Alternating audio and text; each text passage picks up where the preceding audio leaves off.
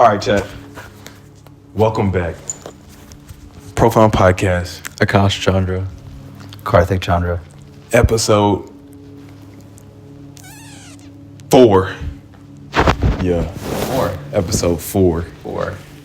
Great to be To here. to my right and left, some famed childhood friends of mine, So famous. beautiful producers, beautiful people, Famed trap. Thank you. and we're about to engage in great conversation. First question, I don't even need to read this, is do we think that everyone is creative? You want to start with that? Or? Yes. Yes, everyone is. And everyone has the capacity to be creative. And maybe not everyone expresses themselves in a creative way, but yeah, everyone is like inside for sure. So do you think everyone has like the potential for like creative expression? Yes, yes. And do you think if not from like the arts, what else can it be like manifested in? How you go about things, how you perform a task, like you can go about it in a straightforward way, or you can think outside the box and get it done in, a creative way. You can get it done. It's possible. As an artistic person, I tend to like see like there's art and more than just, art. Like there's art in everything. So I mean, self-expression can be done in a manner of ways. It's not just like, oh, let me, do a paint, like move my arm and create like a painting, or let me create pottery, or you don't have to like make music to be capable of self-expression. It's just being able to articulate what you're thinking. That's what creativity is. Being able to share freely without worry of judgment. That's what creativity is, and how it can, manifest itself and like multiply. Like that's the beauty of creativity. To me. Yeah, I completely agree with both of your statements. Mm-hmm. I definitely think that creativity isn't necessarily just like a single-pointed endeavor. Mm-hmm. I think a lot of times we get into the habit of thinking it's just like in the arts. And, I had a little bit of trouble with that a little bit myself because like I write a lot. But sometimes you don't look at like writing as like a creative expression because it's not like vibrant, it's not colorful, but it can be in its own way. And it's like seeing the intricacies of that helped me like realize that it is really just about like the whole entire being of a person that really makes them creative. I think it is the personal expression and freedom to express that I think allows creativity to truly grow. Because whenever we're in like environments that sort of suppress our creativity, I think it's sort of more so expressed in our disdain or like discomfort with our situations and whatever we do to sort of get around that. And I think sometimes that doesn't tend towards the best thing. But in general, I think it is a benefit to sort of give into your own creativity. So like, what are some ways that you both give into your like creative aspirations? Go again. You first. Oh, honestly, I mean, part of what I'm learning is that to stay productive, you can't keep the same process, because then that's how you reinforce like being stuck in whatever situation you're in. So like I would start like if I want to be specific about production, if I'm making a beat, sometimes I'd have a habit of just if I wanted to sample something, I'd pull up what I'm sampling, and then I just get lost in whatever I want to chop, and then I don't have any end goal. So then I had to learn, okay, maybe you can start with the drums, start with your movement, and then see where you can fit in your sample. And that's just like a production specific example, but like always being open to adaptation, and then being open to like failure, and like accepting you'll have to try something new at some point, might as well start.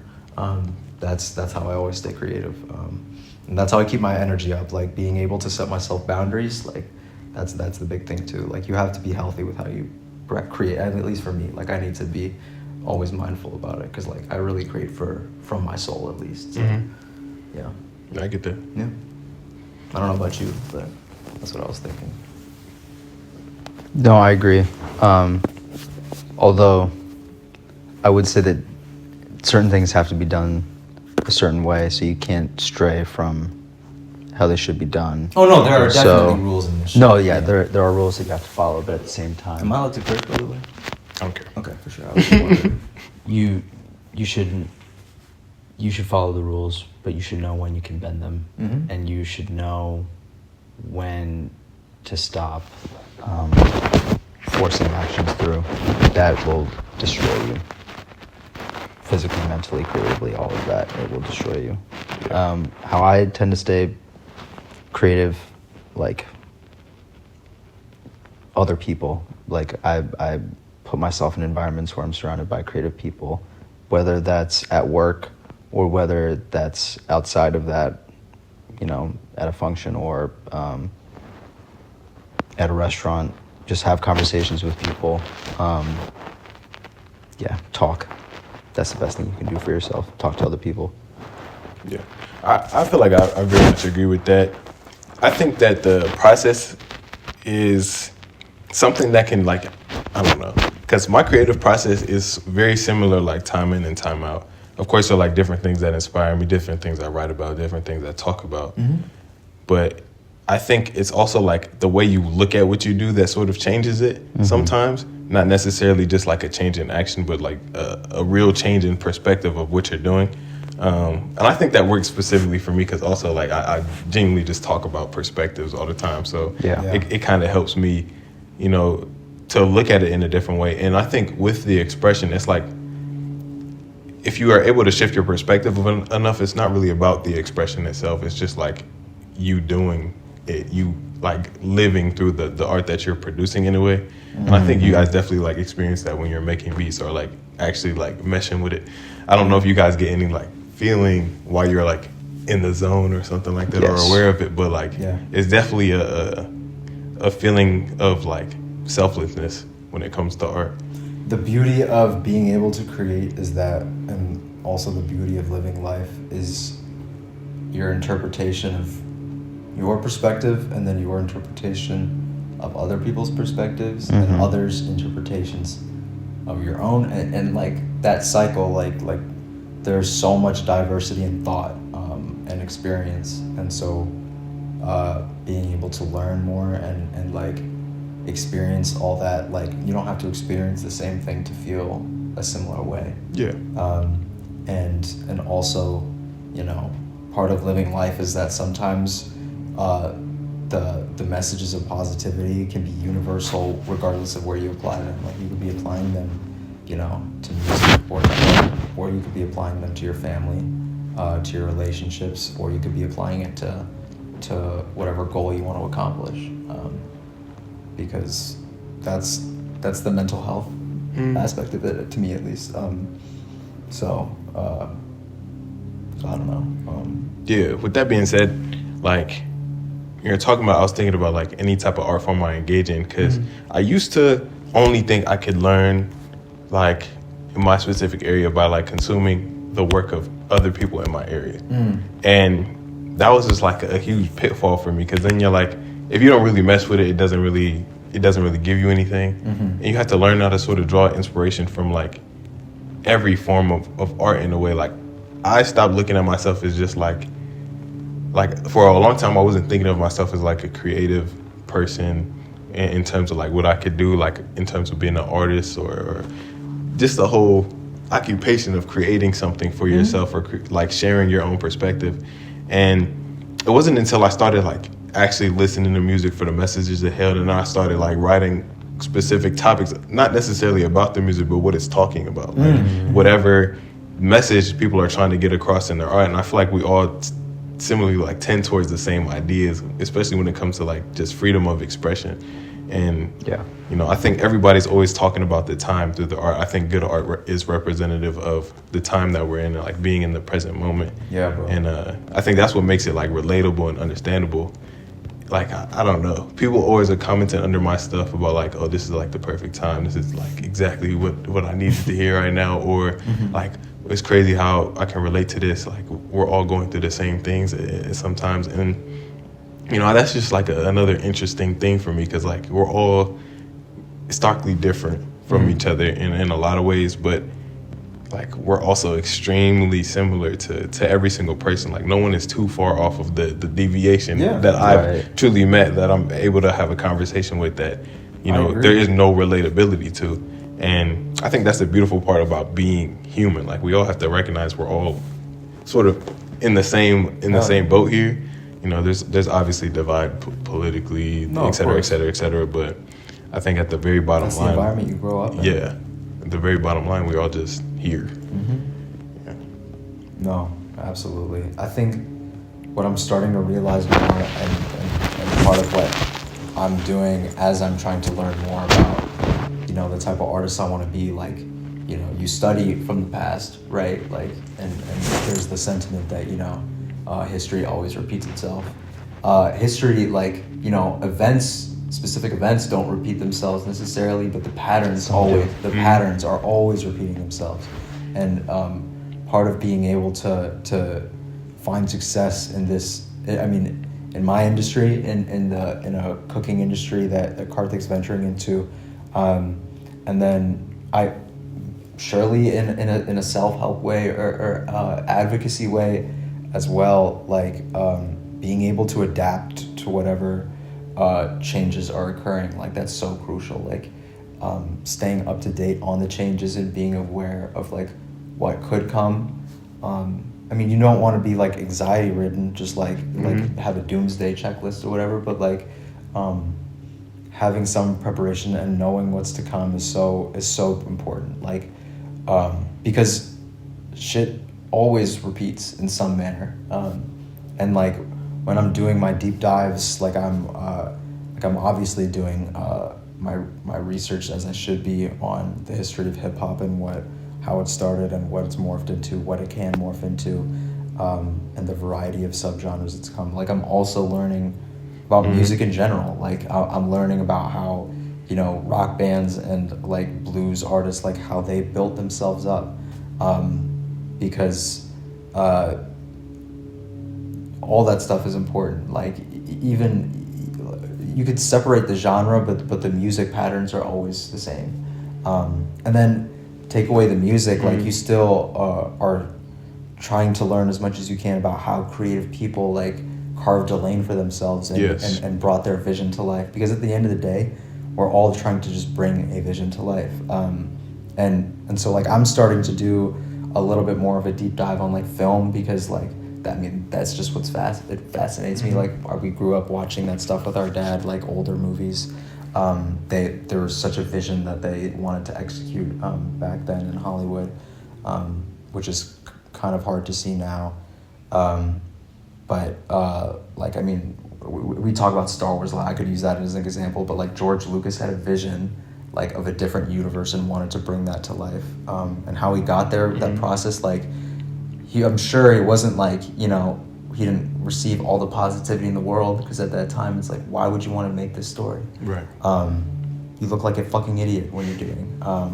And to most people, to most creative people, when you don't have a bigger audience, you just look like you're with a microphone screaming off the top of your head until like people really start listening what you have to say. So all that shit is a process. And you have to be patient with it. And that's the big thing that I'm learning. Yeah. Patience is one of them things. It's so rough. I feel like as soon as you stop expecting, though, that's as soon as things actually start to go your way. I'm still trying to get there. Yeah. Like I have to remind myself to like maintain that I'm doing it for me, because that's when I'm most creative. Like that's when I feel most aligned with whatever I'm talking about. Because if you're like talking for a specific outcome or objective, then you lose some of the real essence of what you're talking about. Because it's not supposed to be about you trying to get here. It's about you being where you are and sort of the appreciation you have for that. And when you're talking about like research and stuff like that, I completely agree. Like I've been recently just watching like a bunch of interviews, old writers like Toni Morrison. I've been watching Maya Angelou interviews. I've been watching like old speakers. Like I've been watching Nikki Giovanni. Just a bunch of people that talk about the creative passion and flow and writing and anything like that, and understanding like the way that they made their way wasn't necessarily like, it's not about focusing on the way, you know, to get there. It's not like just focusing on the path, but making sure you're, you know, well suited enough to actually walk it. Yeah. And yeah. The fact that you're naming all these women, like, you could draw just as much inspiration from those writers as you could from plenty of accomplished, you know, performers and singers as well. Like, Yeah. I'm thinking, like, you know, like if you watch interviews of Nina Simone talk about her music and what she's trying to speak on, and then like she's dealing with all this, like, she's like in the heart of the music industry at that time, like dealing with the business, like label heads, and they're all like trying to screw her over, and you just watch her in these interviews speak with such conviction and like unwillingness to ever give up. Yeah. Like especially you know, soul singers in the South, because the industry was so racist back then, and like, you know, white artists had no issue just ripping black music for their stuff. Like Aretha Franklin, I mean, she was absolutely a controversial artist in terms of the way she did business, but at the end of the day, she had a vision that she wanted to execute.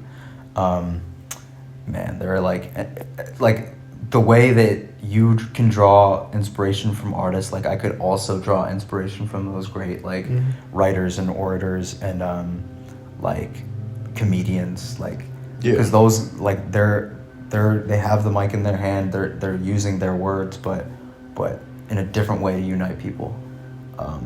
And there's like the overlap between comedy and hip hop, like people always make that distinction or compare. Like, I mean, I've heard that comparison made a lot recently. At least like Kevin Hart, I think, said he's like, rappers secretly want to be comedians and comedians secretly want to be rappers. Like like you'll see during rap shows sometimes people will try to like take a break and talk to the crowd, and like it's very rare when they do it successfully. Like sometimes they just sound like, oh, let me tell you a story real quick, and then they just like, there's no beginning, no finish, no end. Like, so do you think like stuff like that, because what that makes me think of is like how sometimes we feel trapped on our singular like form of expression. Yeah. For example, like if I was a comedian, I would imagine people wanting to take me more serious for the art that comedy is, and instead they're just looking at my words and laughing. Bro. You know?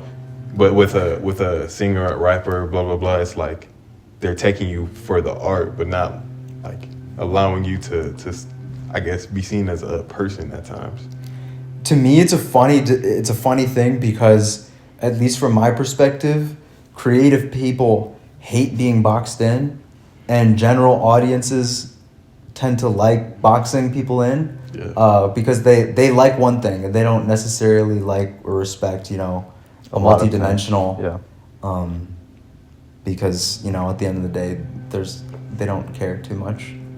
Some do definitely, but generally there's not a lot of care. I mean, maybe in this new day and age, there's going to be more of a push. I see more of it, like Lil Yachty, for example, like breaking into hip hop and fashion, hand in hand. But I think the way that it's being done now is less like business driven and more like personal interest. Like he got a big say, and I think Tyler does a lot of that as well. Yeah, you know, like but Tyler is also. Tyler said plenty of stuff recently that I just can't get on board. What did he say recently? Actually, I don't know what he said. No. To be fair, it was like clipped and reposted from this dude, I Breathe Music Daily, who I follow. He's an online creator, and he like promotes underground artists. He promotes his own work. He's a producer too. He does cool work. And at the end of the day, he's a great thing. But he draws a lot of inspiration from a lot of popular artists, and sometimes it feels like it could be clip farming. Like he'll just take like quotes and like I believe in this. So he had reposted like a Tyler interview, and Tyler was like, you know what pisses me off is when a 17-year-old like who's talking about music is like, oh, you know what my favorite album of all time is? It's like Enter by Wu-Tang. Like, bro, you just got hair on your dick. What are you talking about? Like, and like my thing is like, you know, I guess Tyler is one of those guys. Like he is I think the hip hop equivalent of like a Disney star child actor. Yeah, because when he was Because 17, was working when with he was 17, he had an insane platform. Like he was building that from scratch, and it was working, and the entire audience saw that kid grow up into like Right. the incredible man that he is. So respectfully, at 17, you were more annoying than all of us combined. Yeah. I think he probably recognizes that, though. I'm sure. Oh, and I'm sure He's probably really just projecting. absolutely. Yeah. And I think maybe there's like a lot of self-reflection that goes on where he's like, yeah, maybe I wish I didn't live my childhood that certain way, but I'm grateful for where I'm at now, which I absolutely respect.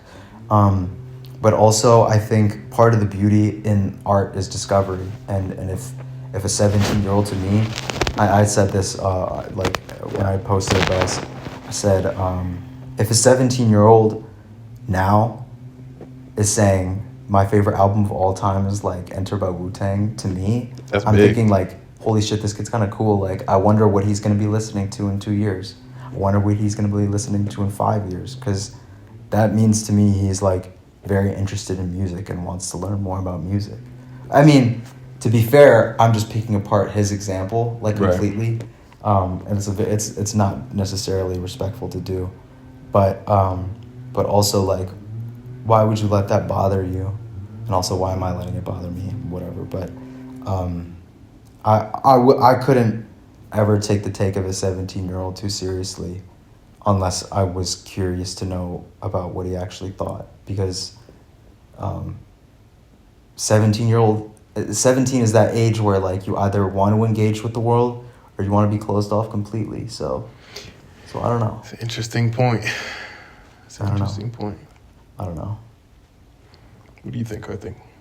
No, I don't know. I feel like recently a lot of these major industry people who have been doing it for so long have a certain disdain for the younger generation, and it frustrates me. Why do you think that is? Just changes in the industry, like changes in taste. They're mad that they're not as popular as they used to be, that younger audiences or younger artists are taking their fans, which happens. And how do you think there's a way around that sort of like entropy when it comes to creativity and then in time, or I What do you think it Collaboration, honestly. I really thought there was, dude. I but mean, but what do you But think? there's always going to be negative. You just have to maintain positivity, even though there's always going to be negativity. Yeah. Just keep pushing what forward. he's saying, collaboration, like that's the way. But the issue is now artists like you think that there's going to be some sort of mentorship, and there kind of is, but it's a pay to not. play industry. You have It's very kind of fucked up. Like a few examples that I can give, like one of my favorite producers, Alchemist. Like we talk about him all the time. Goat. He came up producing for Cypress Hill and DJ Mugg. Like he studied by, he trained with like some of the most insane East Coast producers and DJs, and was taken under their wing and like made hits for like a solid few years, and like kept that production game up where he was able to, get beats off to a variety of artists, like sustain himself. But then a whole new generation comes with the Odd Future gang, like Earl Sweatshirt, and then he's able to mentor a whole new generation of artists. So like you see him working with Earl and Mike and the Griselda crew, Over like a he decade. mentored all of those guys through their production. Like after I think he had mentored Derringer a little bit, but yeah, like that was the sort of community building that like is still keeping his career alive. And to this That's point, fair. to where he's like now being like, I think it was either last year or the year before, he was BET's producer of the year. Right. This is a white Jewish was last man, year. born in Beverly Hills, and now he's BET's producer of the. Like he's doing insane hip hop stuff. Like he's adding to the culture. Okay. That is like the form of like positive addition to keep the culture moving forward. And then on the other side, what I can say is like, when I was learning how to make beats, this is like at the start of the pandemic, I I had really gotten into Timbaland, and I was listening initially to a lot of the older Timbaland stuff. I was listening to Missy and Justin Timberlake and He was Aaliyah. playing Justin Timberlake every day. I was playing Justin Timberlake all the time. Ridiculous. Like it was a little ridiculous. A little bit of Aaliyah, and then I was mainly like watching hella YouTube videos, just watching Timbaland in the studio. I loved watching, you know, the clips of producers cooking up with artists, just because it inspired me to work with artists a lot more. There's this video where Timbaland he plays like, well, there's this one where he's in the studio with Busta Rhymes, and he like cooks up a beat with like a loop and a little 808 on a keyboard, and Busta's like mind is blown, and they're like, let's pull it up and record it right now, the fuck. And then there's another video where he's in the studio with Jay-Z, and he plays like 4 different beats. He plays like a random Aaliyah beat, and then a Ludacris song, and then he plays Dirt Off Your Shoulder, and Jay-Z's like, what the fuck, like this beat's crazy, and then they pull it up, and then Jay-Z starts writing. It was shit like that inspired me to like want to not just make beats but make music with artists. So he had like, I say this, like I yap about this to say like the man had such a huge impact on my life as a producer. And then into the pandemic, like he started a whole new mentorship thing from the outset. That's what it looked like. Yeah, he was B Club. He was mentoring this artist named Justine Skye, this incredible independent R&B singer, beautiful voice. He was like putting out little videos on Instagram, just quick beats, and then sometimes he'd tag her, she'd be singing. Sometimes he'd be tagging other artists. He was remixing other artists, making beats. Like, and they were, to me, they were really hard. Like, it was a different Timbo sound, but it was still like that same punch, same drive that he always brought. And you could see him when he's in the videos cooking up. He always did his little head nod, his little stem out. Like, he always had fun with the music. And then he puts out this album with Justine Skye, and it blows my mind. They put out a documentary. I'm running it back constantly, and Justin Timberlake has a feature on that. I'm playing that song damn near every day in the shower. Like, I had no business listening to R&B like that, but like I was in something. I don't know what it was, but and this whole time he's starting up this independent label called Beat Club, and he's mentoring a few producers, and he's puts out on Instagram open invitation, like come apply and join, become a member of Beat Club. You could send in music for your consideration, then you'd have to pay your membership dues, but you could be a part of it. I sent in a few beats, a few features at the time that we had worked on. We got our membership email invitation. We couldn't afford the class like payment at the time. You probably sent one out to everyone. They probably did. I'm assuming, but who knows? But just to receive the email, it was incredible. Yeah. And then from 2020 to now, maybe once a week, twice a week, a few times a week, on TikTok, on Instagram, on Twitch, Timbaland will go live and say, I'm reacting to music, send it through. There's a variety of creators that do it, and it'll be like, pay to skip the line if you want, and then I'll play it right now type shit. You can run up your money that way. I considered doing it, but I don't have the time for that shit. But he's been doing it for the last 5 years. From the outset, it seemed as if he was beating a bunch of new artists and signing them and mentoring them and giving them potential label like deals. And it seemed like he was in an incredible spot to be mentoring a whole new generation. Like, we wouldn't have to hear any new Timbo music because he would be shaping a whole new sound. And then come to find out, I think this was maybe a month ago now, he announced that his newest artist that he was signing to his label was an AI artist. And the name, I don't remember the name of the artist, but it was like Timbaland is signing first AI artist. Like Syncope or some shit. So then he announced a new investment and a partnership with this AI company called Suno. Yeah, Suno AI. And as a way to promote Suno AI and as a way to showcase its capabilities or whatever, he decided rather than upload. Okay, wait, actually, let me back up. The intention of Suno AI, at least what they say, was that artists can upload their own music, any demos, anything that you want, and you'll get options back. You can create AI will create off of it. It give you new inspiration, new demo ideas. I think there was like a remix feature, or maybe there's like stem separation. But mainly you feed your music into it and it'll output new ideas for sparking creativity. That was the intention. Right. Rather than upload a beat that he made himself, he decided to upload a random instrumental he found off the internet, off TikTok. Uncredited, did not credit the producer at all when he uploaded this new video. And so you'll see, I'll show you after we're done recording, because this shit blows me, bro. It fucking pissed me off.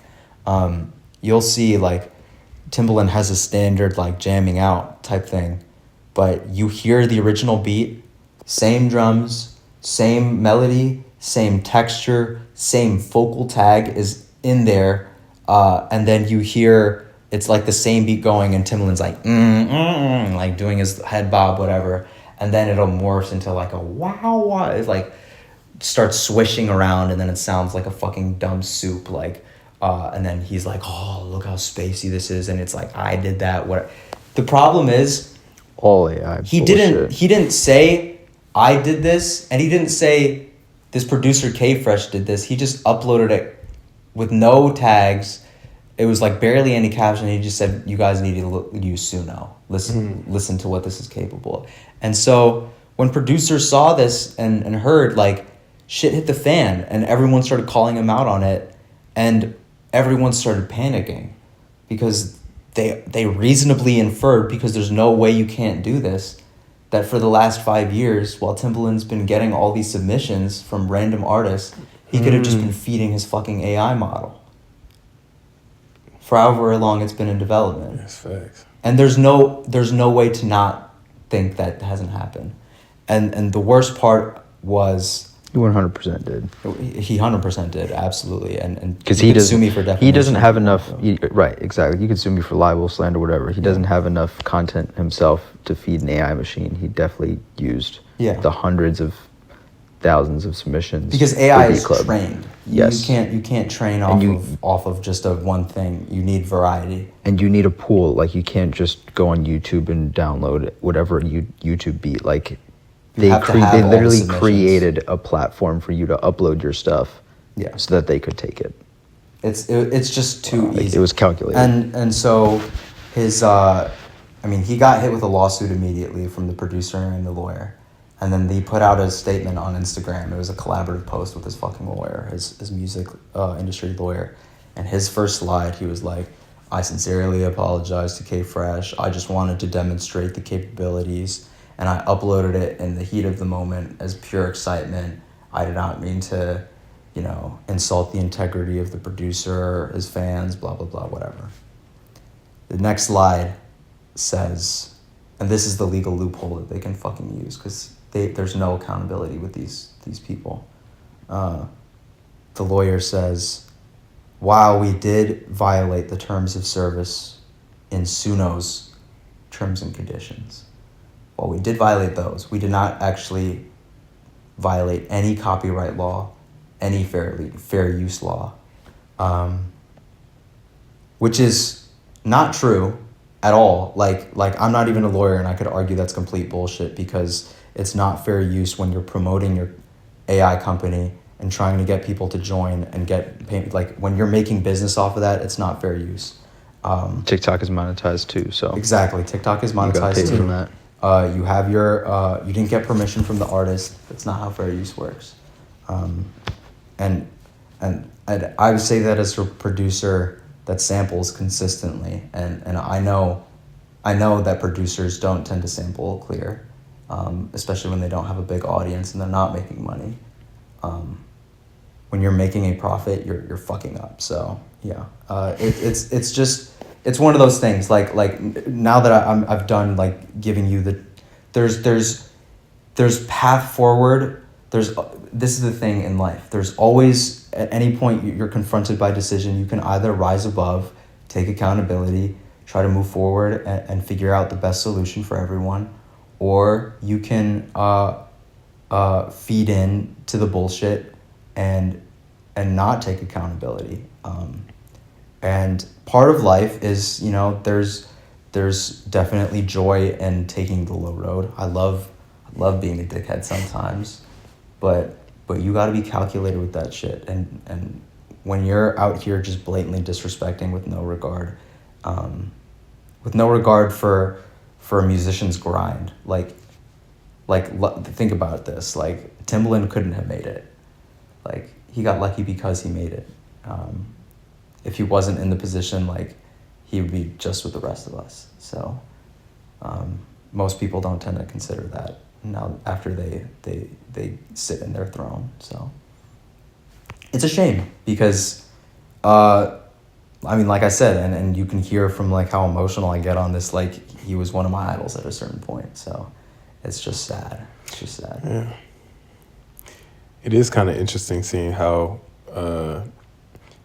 like creative longevity is done through giving it back to the youth in a way, or like I like that mentorship aspect. It's not really something I had thought of before in a real sense.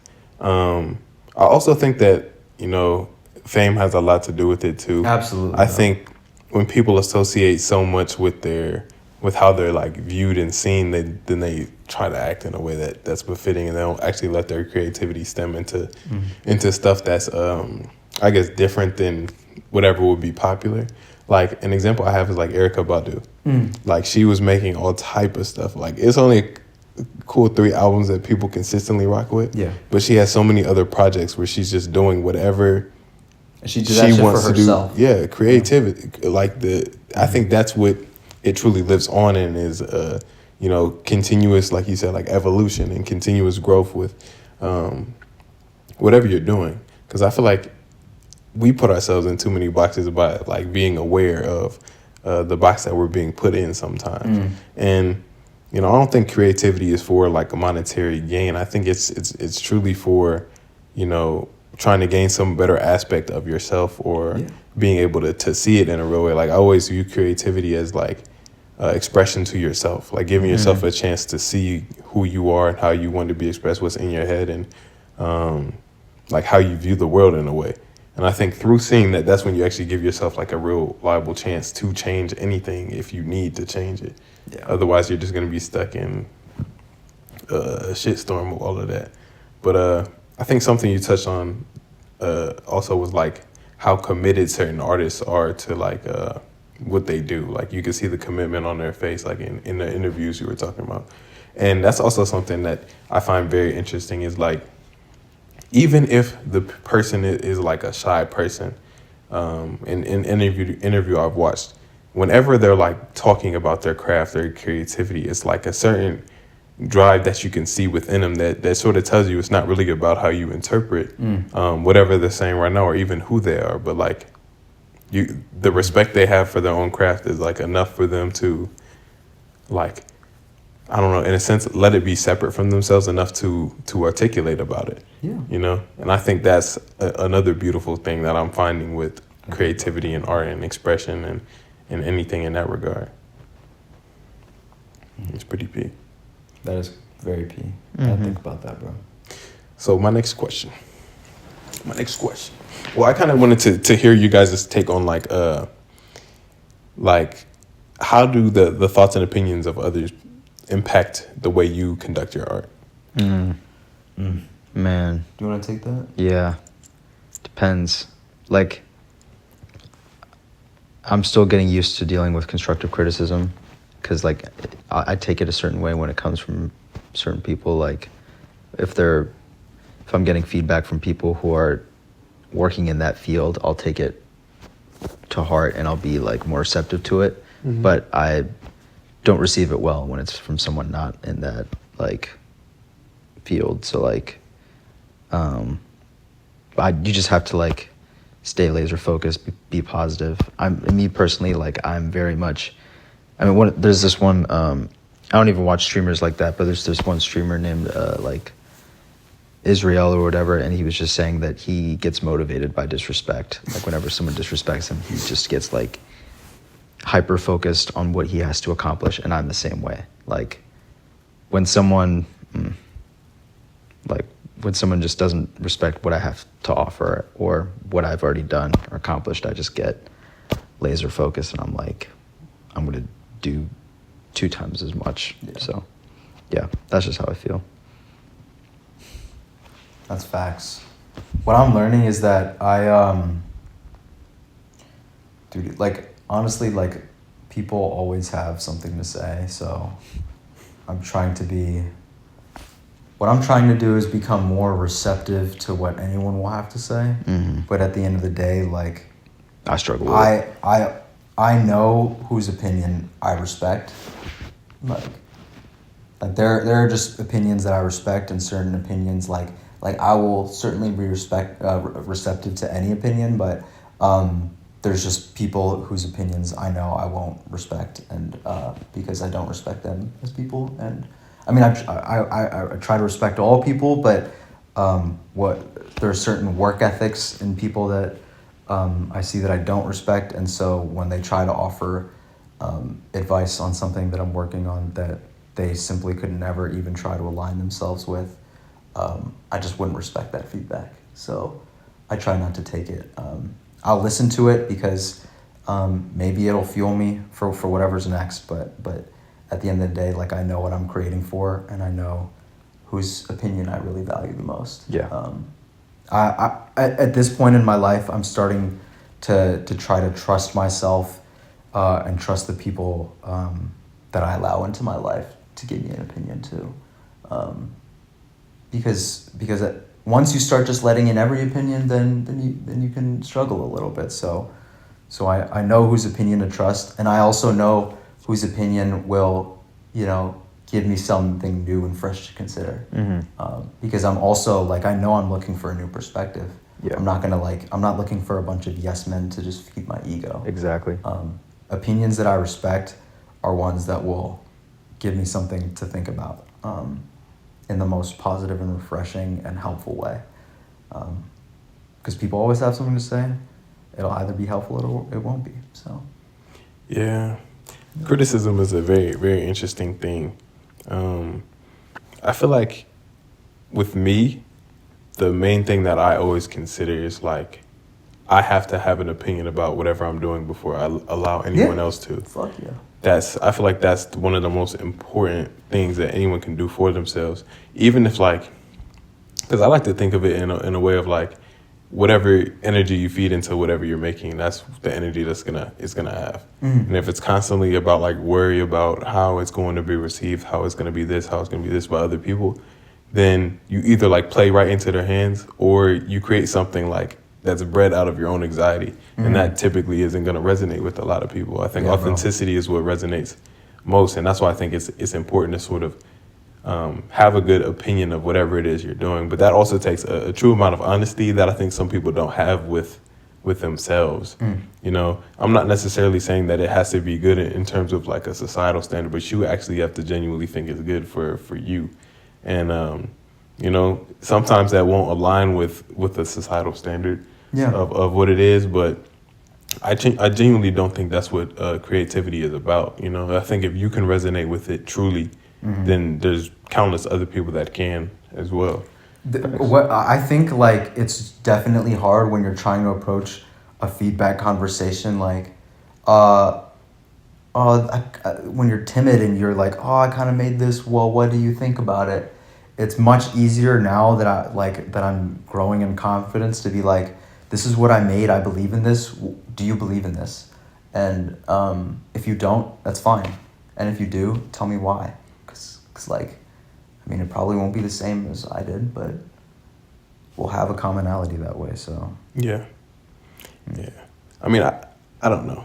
I don't really. I wouldn't say I read into like the opinions of the work that I put out too much. You're not reading the comments, bro. I read every comment on my YouTube Hell yeah. YouTube videos, and I just like say thank you and whatnot. Yeah. But Good. Like even if it's negative, like I genuinely, Who's saying negative I shit? genuinely don't regard it.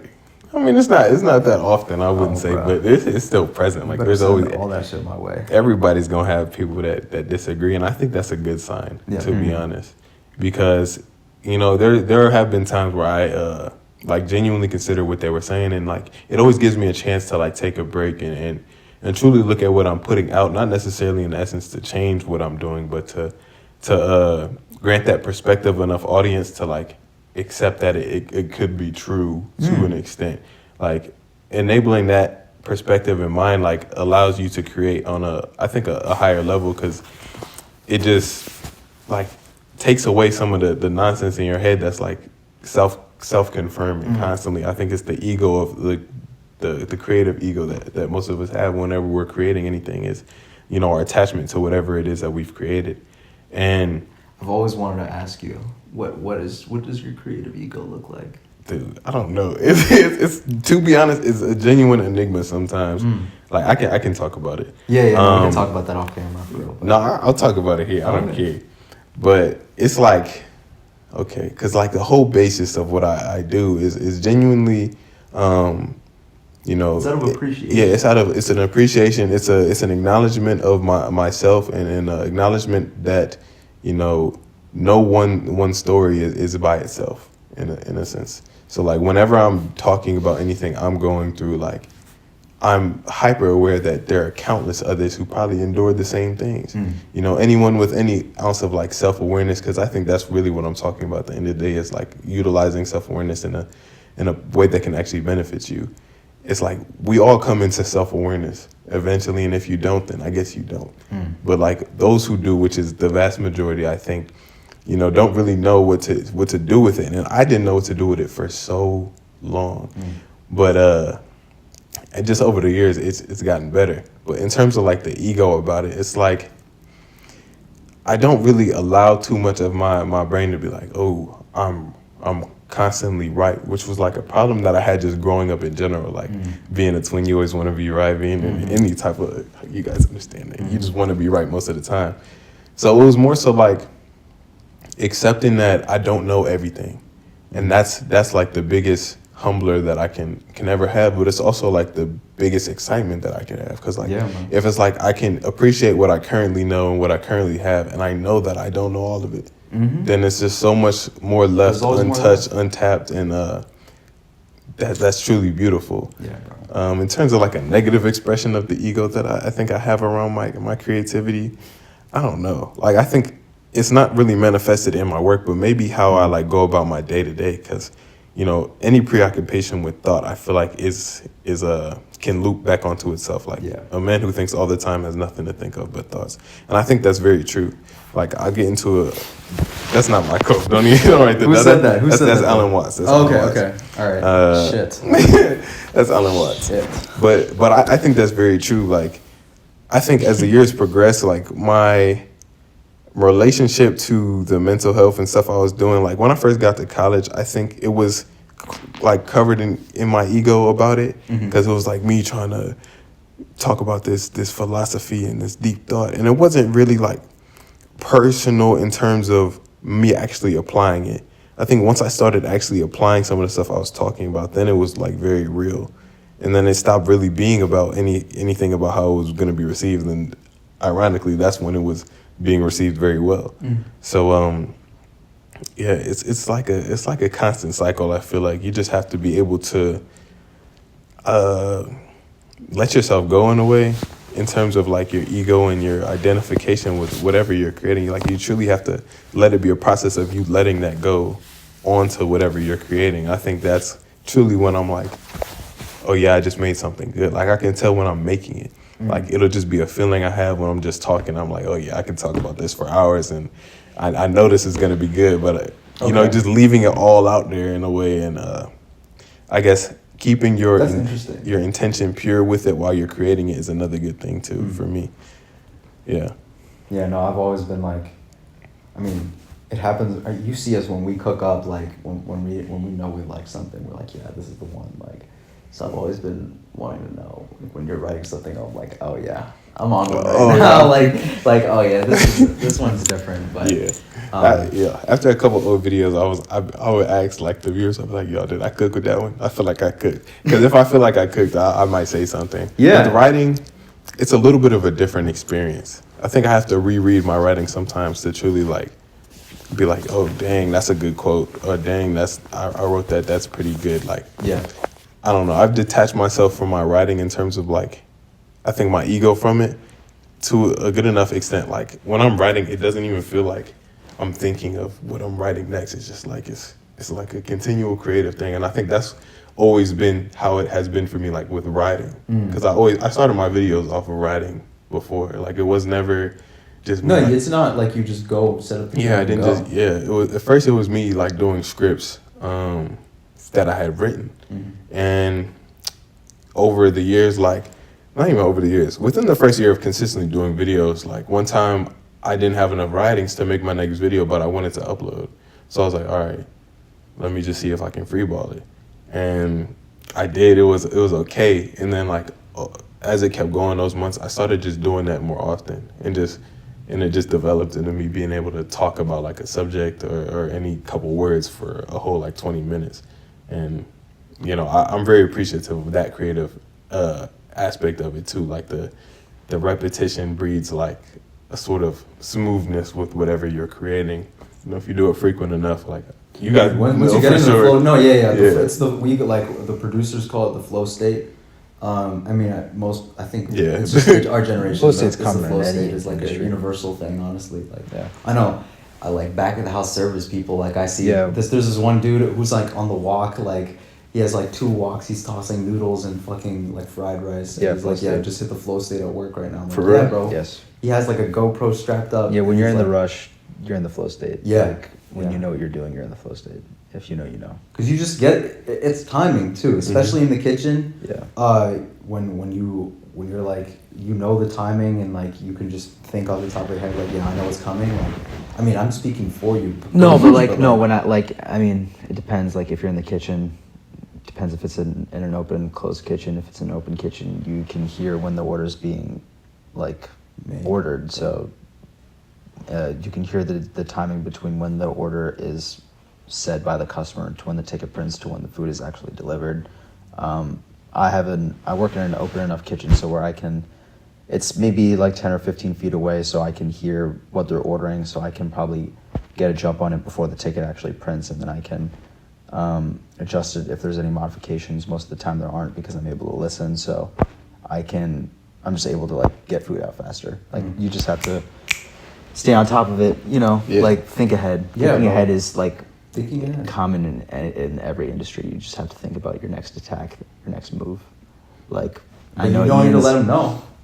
You don't. I You know don't need to let him know your Ian's next move, scheming but you about gotta his be next thinking video about it. right now. Like he's thinking about. You He's have just to. looking at this view right now. He's planning about his next nature walk. Akaash is looking. He's thinking about this conversation. He's thinking about the next beat he's gonna cook up. Like he's just planning. Yeah. It's like observation I hockey. got the beat Like in my head already, bro. With me, I don't know. Really? I don't know. Like I try not to. I wouldn't say I try not to think ahead, but I think my thinking ahead would just be like me writing down the video ideas. Yeah, exactly. Yeah, exactly. It's not like It's not. I It's thought always in completely some about form. it. Yeah, Right, it's just yeah. me. Oh, I'm gonna put that there for myself later on. And that's yeah. And also like your next move after your video is like, all right, what's next on my thing for the day? Like, do you like go outside after and spend Oh some yeah, time yeah. just like Usually thinking it? it's a whole like I usually have my days pretty organized, especially when I want to actually commit to like having a day, if that makes sense. Like I'll wake up, you know, stretch, whatever, do whatever writing I want to do in the morning, and then I'll make a video, I'll edit, then I'm done. Like it feels like done for the day. Like I just go out in nature, yeah. or you know, just do anything I feel like can actually genuinely contribute to like the process I'm in. Like I started reading things that like in the same way that I've started to like branch out to other like creative mediums in terms of like interpreting them and getting inspiration. Like I've also recognized like the ways in which I can sharpen what I currently have. Like I started reading a dictionary just to you get did, totally. my vocabulary up, and that's My like grandfather used to read the dictionary. it's a Okay. crazy Both of thing. them. it's like so My dad used to interesting read to do it too. In the encyclopedia. Yeah, It's like, because oh yeah, already twist the way words are said in terms of like our association with them, and especially how that contributes to like how we think about stuff. Like I was talking about in the video I think I made 2 days ago about how the whole idea of chasing anything, at least in like confirming that you're chasing it mentally and et cetera, I saw that, yeah. it enforces separation between you and your goals, because I you're like like that video a you're lot. pushing your like desired feeling onto some specific objective, when you know you sort of need to have that feeling in order to create something to get that objective. You know, Dude, Yeah. being able to also give back to your own process and like water your roots at the end of the day, that's also part of your next. That's always the next Yeah, move too. that's Just facts. You gotta That's master the basics. renourishing your foundation. That's still giving back to Facts. yourself. So facts. yeah, bro. Yeah, you're prepping yourself a lot. I feel like with anything that you're doing, it's like, and one thing I think we don't realize enough is like we don't need to in our effort like to water our own roots. It shouldn't feel like an effort to water your own roots in a way. Like I don't know why think it does. it does, and I think it's because the expectation is like, oh, I'm doing this so I can Accomplish more. yeah, so I can accomplish more, so I can do this. And I think that That's self-help, the expectation? yeah, and we set that with ourselves, and then in our sort of effort to see it, we lose it. Like we're constantly like trying to look for that tell, like having the world tell us, oh yeah, that work that you just put in, here's your reward. And it's never gonna be there, because it's always gonna be how you do it for you. And if you don't like work on yourself or do self-help with that in mind, I feel like you lose part of the true process, because then it becomes about, you know, how you're seen and how you're experienced, rather than how you're actually experiencing your own life. And I think that's what, you know, that awareness should be tuned to. Like actually, It took me making so long to like get over the instant gratification shit, and that's part of the reason people don't succeed in this industry. Like, Yeah. I mean, we're trying to be able to inspire all of our friends. Like, Also. that was the goal with this listening party. I mean, we wanted to put on an event for the homies to show No, that what was we were beautiful. doing and where this can go. Because all like this ties back into the start of the conversation. Everyone is capable of creativity. Everyone is capable of something, and you have to want to get there, and you have to know it's not gonna be easy. Yeah, Because this life shit is so hard, bro. I feel it. You gotta take it day by day. Yeah, I feel like that's what doing it for you really does for me. Like, Yeah, bro. because even when I first started Profound Pondering, like I didn't, like, it wasn't something I acknowledged that it could truly blow up one day. It was like I was just doing it in the moment. That's what it felt like.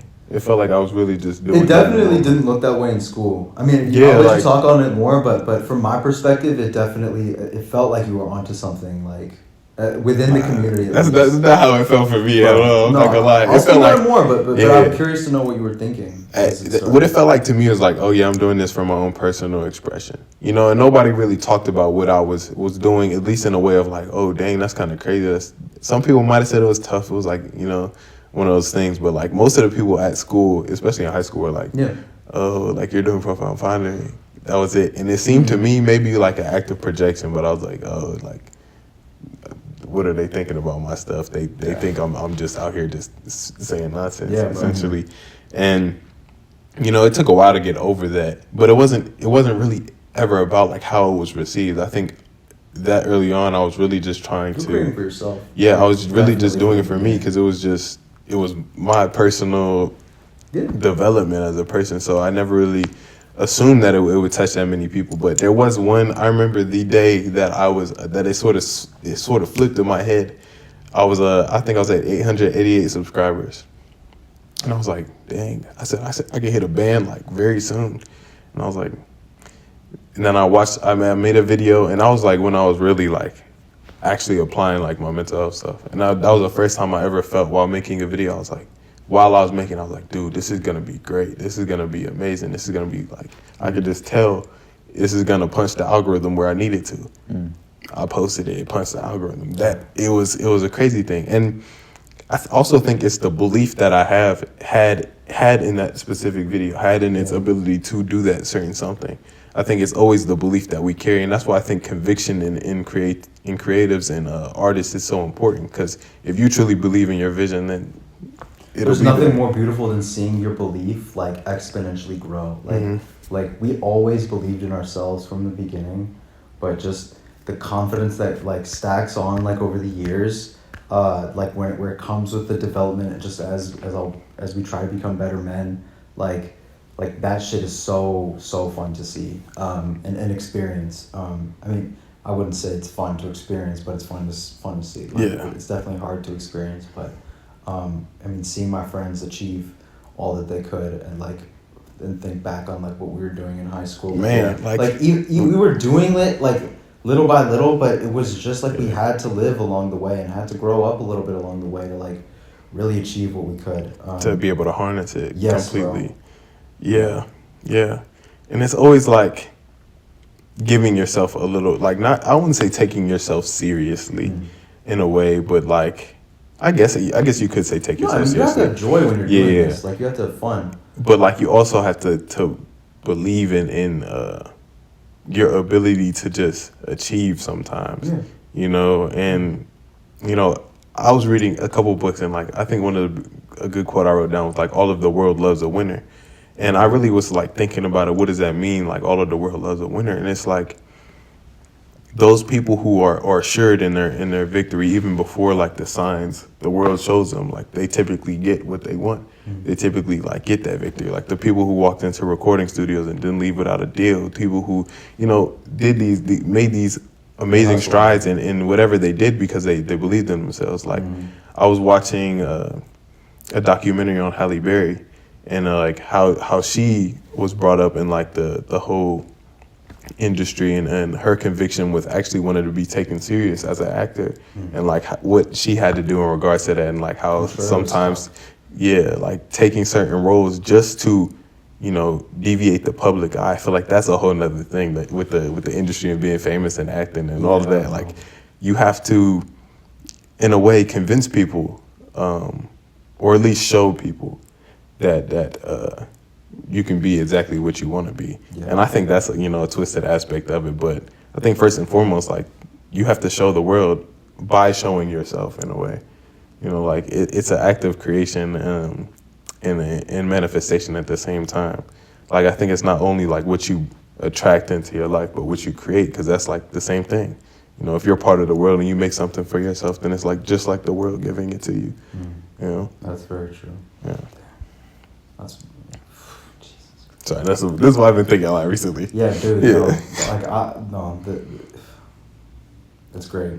It's great having this conversation, bro. But yeah, if I look back at like how I interpreted you guys, just starting off, like I always thought it was amazing, because my older brother Dylan, he used to make beats. Yeah. Does he still do it or not? Yeah, every so often. Oh, okay. But he was never like trying to produce, at least to my knowledge. But with you guys, I was like, oh yeah, this is tough. And then like having the cook up sessions, like we would just come here wherever this is, and they would just cook up a beat. They would ask us what style we wanted, what, you know, any sample. We wouldn't really get a sample option, but they would just make these magnificent beats that we would rap on, bro. And considering me calling them magnificent now compared to what they're making nowadays, it's just crazy. But I always thought it was so interesting. I like that creative aspect of you all, and like you two were genuinely one of the people who never like once. You guys were always in support of what I was doing in terms of like profound pondering. Like I never heard a bad thing, a bad remark, and whenever I told you guys anything about it, I never got a feeling like, oh, they're judging me or anything like that. You know, there was a good amount of shelter in that, and I really did appreciate that. Bro, hell yeah. from you, Hell yeah. fellas. Yeah. Yeah. Absolutely.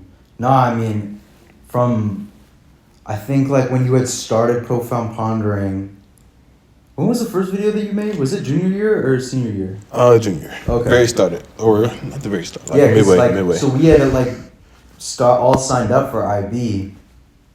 I don't know what your personal like decision was for that motivation. Just cause. Just cause. Sorta. Yeah. Sorta. I was like enticed by the administration, Same. school administration, and then also like there was certain creative freedom that I just immediately recognized, and I was like, yeah, I'm not gonna get this with AP because it's just that's like standardized learning versus at least open thought. At least what I thought, because there was definitely some styles of learning in that course that we just like hated, but it certainly encouraged more creative opportunities and more expression to like just share your opinion, like regardless of whether you'd probably be judged, but at least it gave you that opportunity to share. And like it was like right at the time where like, you know, the pandemic hit, we get shut down for all that time, like our lives get shut down. And so like, you know, during the summer, like we started hosting those cookups during the summer, and you would always bring in a verse that was unlike any other. Oh like, yeah, I would use my like, poems for so my like, verses and my writing. all our friends would. I mean, this is just something we would struggle with because like, you know, everyone was still learning how to write for real, but like, you know, it's hard to like, you know, organize a session with like 10 people. With 10 people like who all have like a 3-minute verse, like like shit can get taxing sometimes. I think the longest song we ever did was like 15 minutes or some shit, but like a lot of people. Yeah, no, it's just a lot of people, and like it's funny, like sorry, like some people will bring in. I mean, we'll bring the beat. We'll start the energy off. We'll start the foundation off. Some people will be like a little silly with it. Some people will be a little bit more serious with it. But by the end, you just have an insane energy where like we're all fucking rocking out. And it taught us like how to capture energy. And it taught you guys how to slowly write and develop yourselves a little bit. Like we were all like... Facts. We were all like learning each other as friends too. Like, I mean, we would do dumb shit, like, but we were still like just starting to hang out for real and like have fun like as homies. As just the fellas, yeah. As just the fellas. So like, yeah, that was great. everything was like a fucking learning process then, and then you carried that into whatever you were doing, and you started putting out the videos. And so from the outset, we were like, holy shit! I mean, he's onto something. Like the first video I saw, I didn't understand a lick of what you were saying. And then I rewatched it again, and I was like, okay, I know what I know what he's trying to do here. And then from then on, I would just like, anytime I could, I'd watch all the way through and be like, okay, yeah, whatever. I needed this today. Like no bullshit. Like, it's hard to vocalize that too, especially like as men. People don't say like, holy shit, this really helped me. This really changed my life. This really like impacted me and like encouraged positive change. People don't talk about that shit. Like, not even just because they don't want to. It's because it just would never occur to them to think about talking about that. So, I mean, you like we knew you were on one from the beginning, and like being able to see us grow, like see you grow, the way we grow together, the way we grow separate. Yeah. This life shit has been fucking awesome. So. Yeah, I completely agree. Like, just coming back here for like this part of the summer has been like. It's been crazy. Like I was sheltering myself for the first part, you know, getting in the woods, getting back to what I felt like was myself. Yeah, but you like, did that. Yeah, absolutely. And then I can't remember. Imagine the nature in Columbus game. I mean, it's something there. Decent. It's something there. Okay. It's something there. It's not the same though. It's not like in my backyard. Yeah.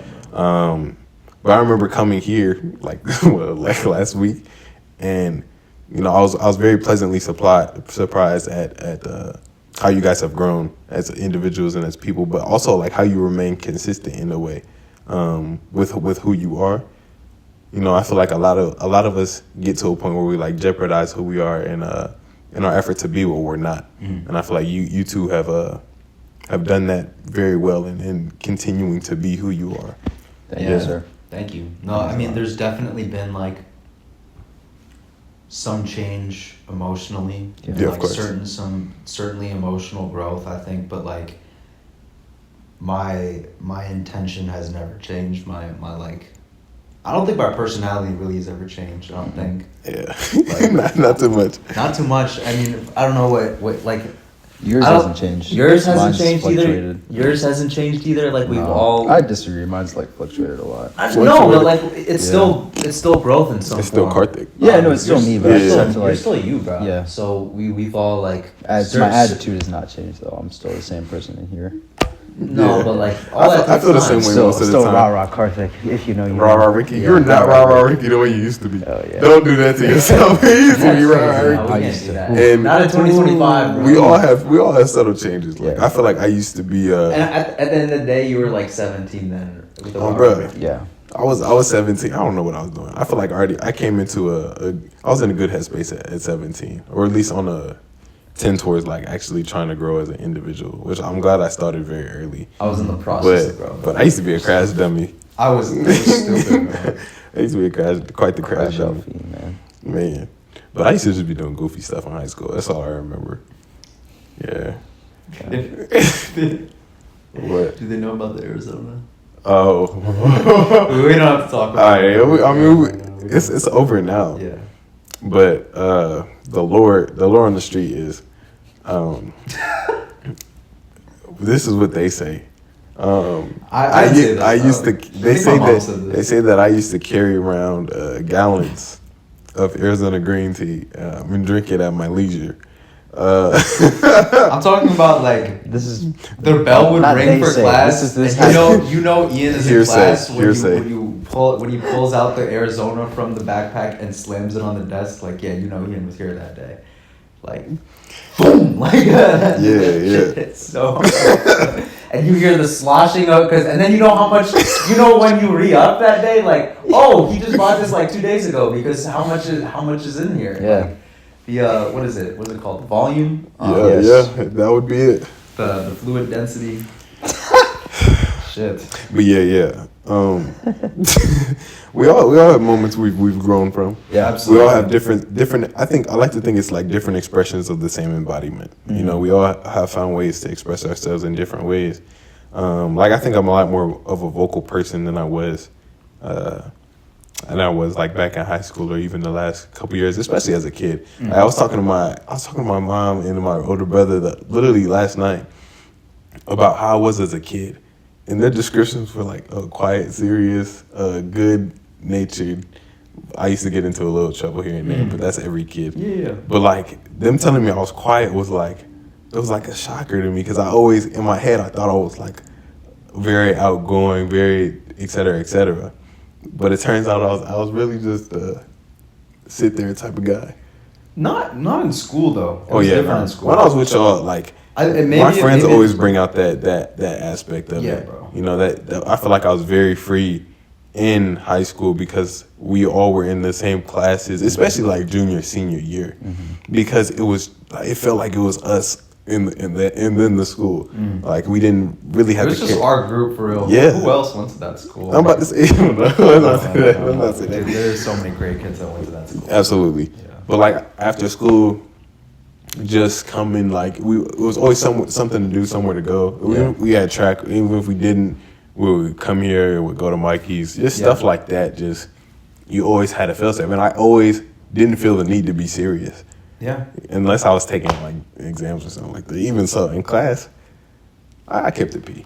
I would joke with my teachers, but I would joke with my teachers. I don't think like my personality, I think if anything, I've come out of my shell a little bit more, and at this point I'm trying not to care what people think of it. Like back then I totally would care what everyone's opinion was. But I was still like freely sharing whatever. Like I was just an open book, like just talking nonstop, I think. oh yeah, And very emotional.